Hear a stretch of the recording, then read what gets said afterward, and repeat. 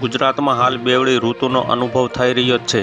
શિયાળાની કળકળતી ઠંડી વચ્ચે વરસાદી માહોલ છવાયો છે। ગુજરાતમાં હાલ હવામાન વિભાગની આગાહી મુજબ વાતાવરણમાં પલટો જોવા મળી રહ્યો છે। ગઈકાલે સાંજથી રાજ્યના અનેક જિલ્લાઓમાં વાતાવરણમાં પલટો આવતા માવઠું પડ્યું હતું। ત્યારે આગામી દિવસોમાં વાતાવરણ કેવું રહેશે તેને લઈને મોટી આગાહી કરી છે, જેમાં અંબાલાલ પટેલે 29 તારીખ સુધી રાજ્યમાં કરા સાથે વરસાદની આગાહી કરી છે। આ સાથે ઉત્તરાયણ પર વાતાવરણ કેવું રહેશે તેને લઈને પણ આગાહી કરી છે।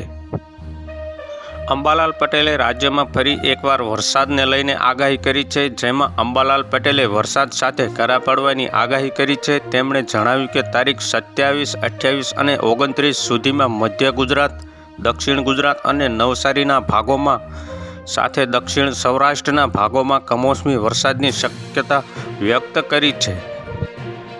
અંબાલાલ પટેલના જણાવ્યા મુજબ જાન્યુઆરીના પ્રથમ સપ્તાહ સુધી આકરી ઠંડી પડશે। આ સાથે જાન્યુઆરીના બીજા પખવાડિયાથી માવઠું થઈ શકે છે। આ સાથે 3 થી 10 જાન્યુઆરી દરમિયાન ઉત્તર પર્વતીય વિસ્તારોમાં હિમવર્ષાના કારણે ગુજરાતમાં ઠંડી વધવાની શક્યતા છે।